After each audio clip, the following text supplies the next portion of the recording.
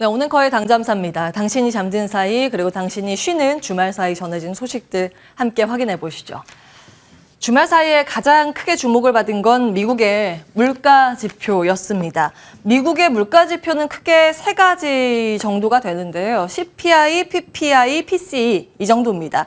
해외에서는 CPI 개인 물가 지수, 이제 소비자 물가 지수를 보다 더 선호하지만 미국의 연준은 이 PCE 물가 지수를 선호하는 편입니다. 이제 개인 소비 지출을 가장 중요하게 보는데요.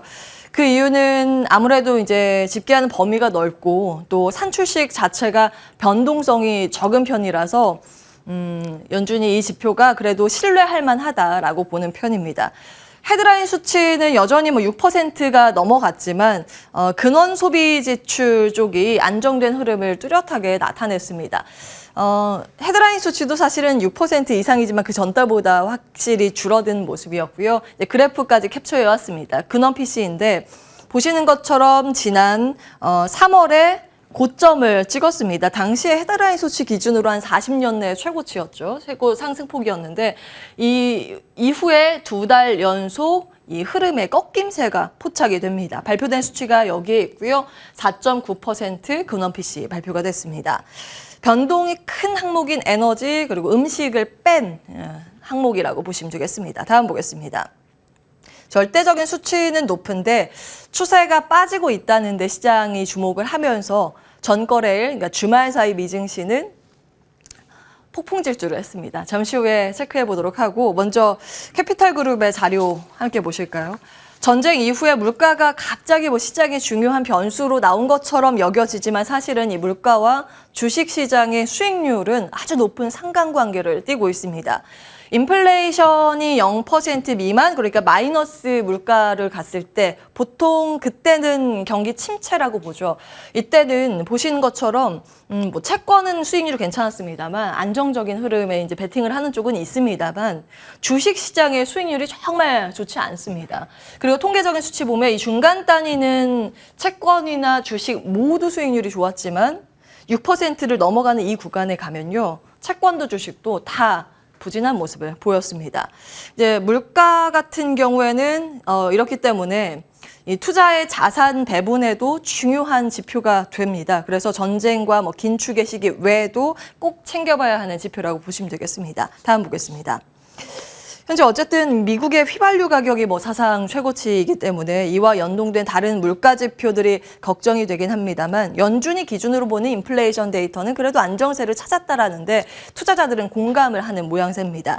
CME 패드워치 다시 캡처해서 가지고 왔는데요. 7월까지의 베팅 수치입니다. 보시는 것처럼 6월에 50bp 한 번, 7월에 50bp 한 번의 베팅이 컨센서스가 거의 압도적으로 맞춰져 있습니다. 90% 안팎으로 하루하루 이제 등락을 보이는 상황입니다.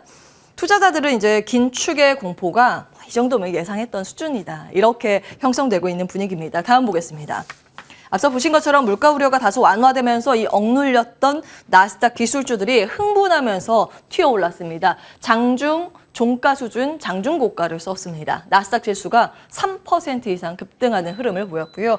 중간 정도 지표인 S&P 500 지수는 한 2.5% 가까운 상승률로 거래를 마쳤습니다. 이 주간 단위로 보면요. 이 3대 지수 모두 6% 이상 급등세를 시현했습니다. 다우 지수 기준으로 봤을 때는 1932년 이후 가장 길었던 8주 연속 하락에 마침표를 찍게 됐습니다. 다음 보겠습니다. 히트맵 보시죠. 떨어진 종목 찾기가 어렵습니다. 미국에서는 빨간색이 하락이니까요. 거의 대부분의 종목들이 올랐다고 보시면 되고요. 전 업종과 전 섹터가 상승 마감에 전거래에 성공했습니다. 에너지, 반도체 기술주 이런 것들이 굉장히 강한 모습이었는데요. 여기에서 테슬라가 7.33% 급등하는 모습 인상적이었고요. 반도체 쪽 다 강했지만 엔비디아가 5.4% 강세로 마감한 점도 눈에 띄었습니다. 다음 보시죠. 지난주 금요일 당잠사 화면입니다. 지난 이 주말 동안 상승률 아래 다시 기입을 해봤고요. 진짜 반등이 언제 나올지는 더 지켜봐야겠습니다만 이 돈도 잘 벌고 고성장하는 진짜 성장주들이 현재 성장이 귀해지는 이 시대에서 반등 폭도 빛났다는 것을 확인하실 수 있습니다. 다음 보겠습니다. 참고로 오늘 밤 미증시는 우리나라 말로 하면 현충일 정도가 되겠는데요. 메모리얼 데이로 휴장입니다. 그래서 토요일 날 우리 시장 거래가 됐으면 참 좋았겠다라고 생각하시는 분들도 많이 계셨을 겁니다. 전일 미증시가 극적으로 반등하면서 안도가 됐지만 사실은 대다수의 전망은 단기간의 상승에 그치는 베어마켓 랠리에 좀 맞춰주고 있습니다. 당분간은 이런 환경 하에서 어떤 업종과 종목에 주목을 해야 할지에 대한 고민 지속적으로 필요해 보입니다. 그런 관점에서 이제 삼성증권의 주간 레포트 가지고 왔습니다. 일단은 6월의 주요 일정 확인을 해보시면 오펙 플러스 회의 유가가 참 떨어져 줘야 되는데 여기에서 어떤 내용이 나오는지 확인을 해보시죠.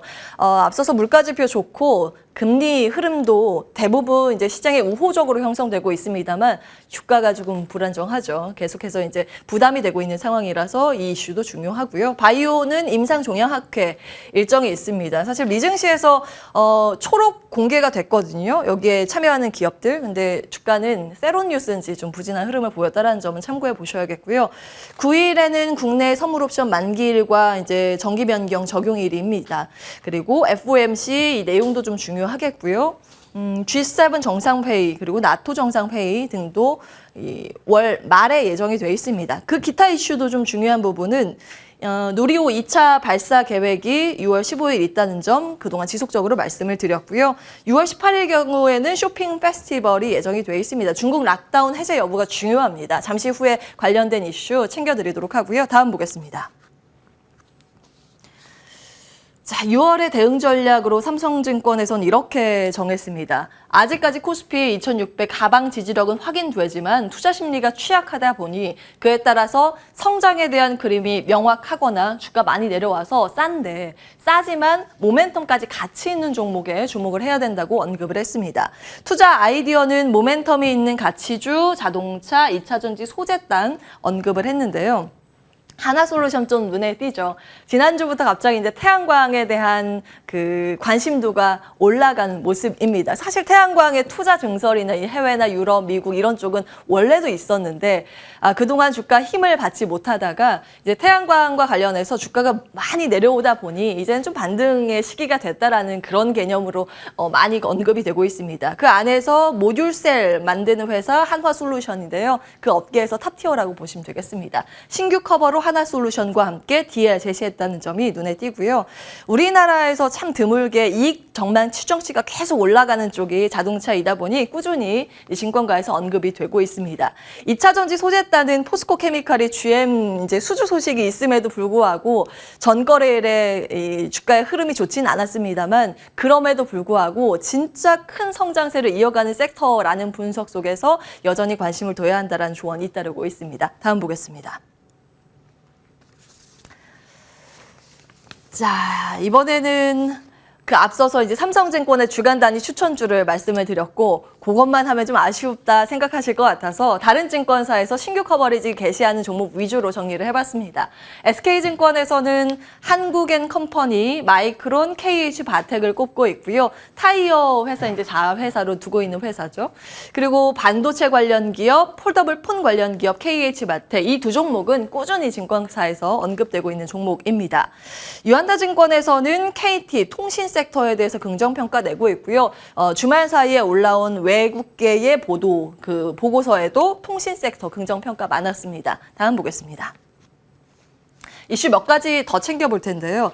중국의 상하이도 이제 리오프닝을 준비하고 있죠. 5월 23일 당잠사에서 말씀을 드린 내용인데요. 중국 상하이는 계획대로 6월 1일부터 전면 조업 재개 예정입니다. 예정대로 이 봉쇄가 본격적으로 해지된다고 하는데요. 우칭 상하이 부사장이 브리핑에서 어제 밝힌 내용입니다. 다음 보겠습니다. 부당한 제한을 폐지한다는 입장까지 밝혔습니다. 정부의 발표 내용 사이트고 그 내용 축약해서 내용 정리를 해봤습니다. 일자리 확보와 경제 회복을 위해서 뭐 할 수 있는 조치는 다 발표한 듯 싶습니다. 참고로 베이징도 오늘부터 봉쇄 조치 일부를 완화한다고 전해지고 있습니다. 다음 보겠습니다. 이로써 시장에서 가장 두려워했던 두 가지 변수. 첫 번째, 미국의 물가 급등에 따른 과도한 긴축. 두 번째, 중국 봉쇄에 따른 경기 둔화 우려가 다소 이제 해소되는 분위기인데요.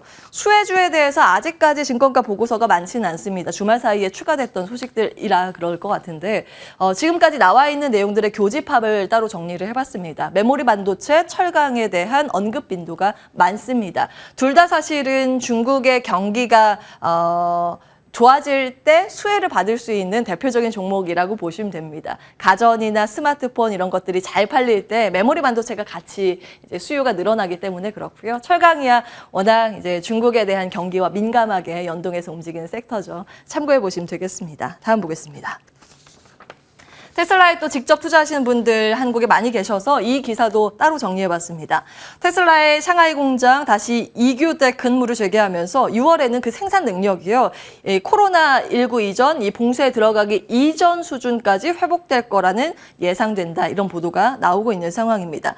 그러니까 내용들 쭉 보니까요. 생산 능력이 테슬라가 한 1, 2주 정도 전만 하더라도 50%도 못 미쳤더라고요. 빠른 회복 어떻게 나오게 되는지 지속적으로 체크 도와드리겠습니다. 다음 보겠습니다. 마지막 이슈입니다. 국민연금에서 한국 주식 비용을 더 줄인다고 밝혔죠.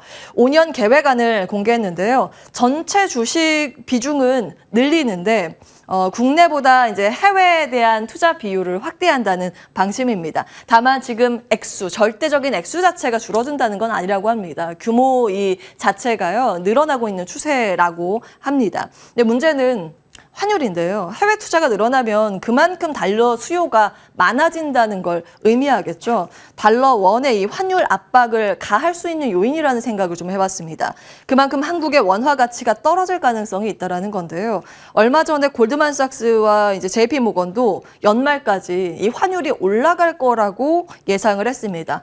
한국이 재정 수지 흑지가 난다 하더라고. 결국 그 자금은 이런 이 연기금 등의 해외 투자로 상쇄되기 때문이라고 봤는데요. 환율은 외국인들의 매도 환경과 또 직접적인 연관이 있기 때문에 관련된 소식들 꼼꼼하게 체크해 보셔야겠습니다. 온앵커의 당잠사였습니다.